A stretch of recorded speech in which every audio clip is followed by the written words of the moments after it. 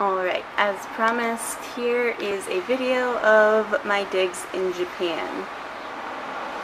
First we're going to start off with what I can see from my outside balcony, which over here in between these middle two trees right there, that's my grocery store that I go to, so it's a nice little short walk over there.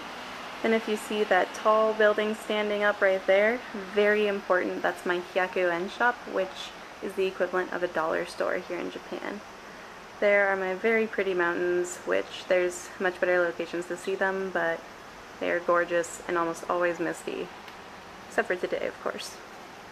Moving over here, this building right here, that is the entrance to my restaurant, which I will be visiting a lot more frequently when I start teaching because I'm going to be way too tired to cook my own meals.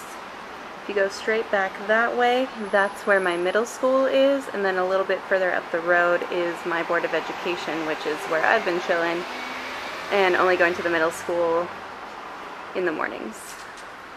Over there is where the biggest spider I have ever seen in my life lives. I think I'm going to name him Fred and make him my pet because I am not going to do a thing about him living there. We've come to an agreement. And then if you go down the stairs, my car is parked straight back through there. Not through their apartment, but downstairs. Here's my kitchen windows. I'll take you inside because it's really hot out today. Coming into my apartment. And this, just to give you a taste of what it's like to live in Japan, every sound must be pretty, so here's my doorbell.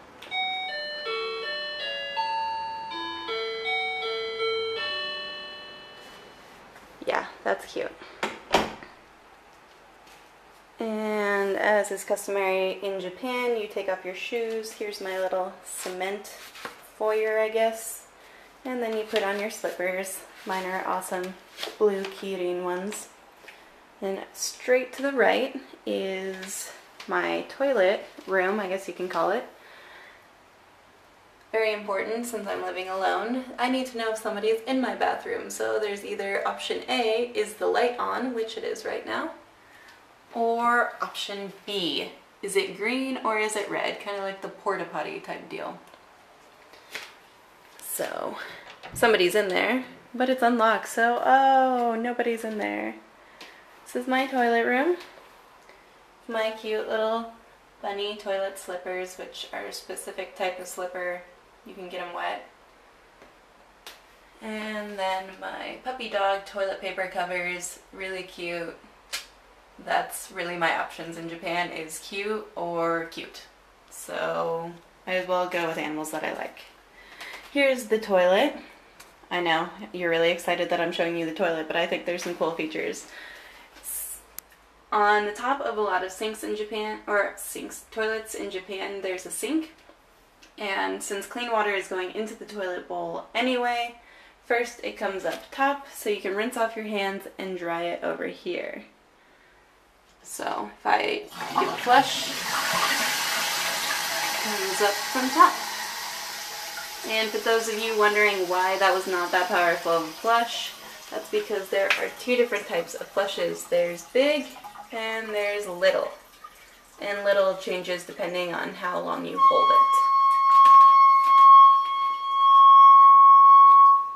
Yeah, every once in a while my toilet screams at me. Pretty awesome. Maybe that's its way of thanking me.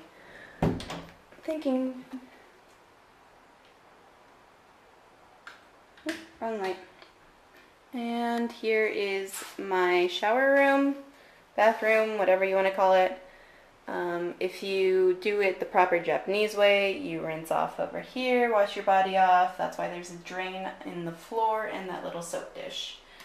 But I'm a wasteful American, so I just take a shower rather than having a nice hot bath in there instead.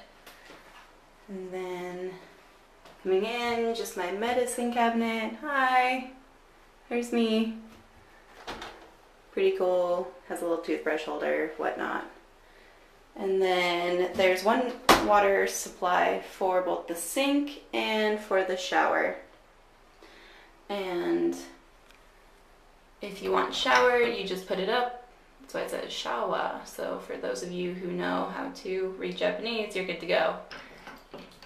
And then for the faucet, which you can slide over to fill the bath. But since I don't do that, it just stays over there. And then you can take this off for your appropriate Japanese showering, which I don't do. I use it to rinse off the floor for when I clean the bathroom. Very handy for that. Makes cleaning the bathroom go by so much faster. And coming back out, putting on my slippers, we will go into my kitchen. It's a really lengthy walk from my bathroom to my kitchen. Right across from the foyer is my shoe box. Houses all of my shoes.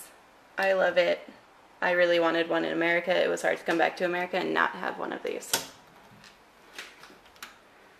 And hiding behind said shoebox is my washer. So much better than the one I had at Yamadai when I was studying abroad. All I have to do is turn on the power and then press start. If I feel so inclined, I can change what type of clothes are in there. So if I have delicates or whatever, I need it faster, then I just change that, but I don't really do that. Then there's 3 cycles, one where it washes it, so you put in your detergent, one where you can put in the Smell Good liquid, which works really well, and I wish I had had when I was studying abroad, and then one where it rinses. And in between each cycle, it will beep at you obnoxiously about 6 times, and then finally move into the cycle. And then before it even starts, it'll actually spin a little bit and weigh how much laundry is in there and tell you how much detergent you need to put in there. So usually it's 28. If you disagree, you can change it, but usually it's 28 liters or 28 liters of water, and then that's how much also that you need to put into your detergent cup. It does it based on how much water there will be. And also, if you should feel so inclined, there's also this option of 6 hours or 9 hours from now, you can tell it to start. Yoyaku is reservation, so I'm reserving it to start 6 hours from now. Not really entirely sure why you would do that, but a cool feature. I'm sure it comes in handy every once in a while. Close, good to go. And then my little Japanese kitchen, which is great since there's only me. It's really not necessary for it to be any bigger. However, I am always curious as to why a country with notoriously short people puts their cabinets so high up. I have to have a little stool to get up to those cabinets, hence why not much goes up there. But the most important stuff is down here anyway, because should there be an earthquake, which in the 2 weeks I've been here, I've felt 8, then all of your glassware and whatnot won't have too far to fall. So you put it all down there.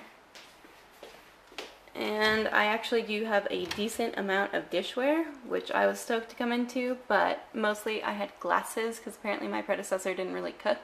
So these frosted glasses and all these plates and a lot of the bowls back there are from my supervisor because he was really worried about me not having enough dishes.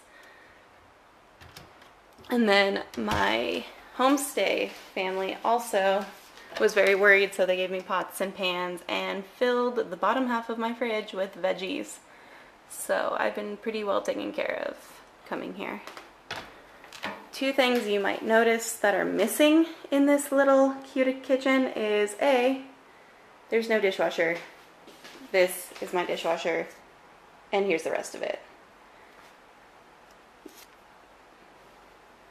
And the drying place, so after every meal I have to wash my dishes because there's not a whole heck of a lot of room for it to dry.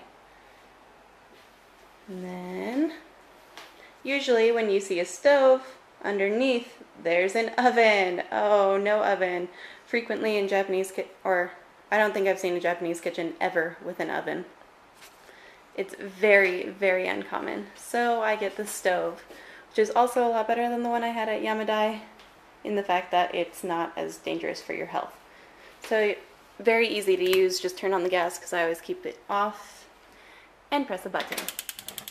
Ta-da! That's all you have to do, and then you can change how strong you want it. And then off. Pretty awesome. I love it. It's been very helpful for my learning how to cook stage.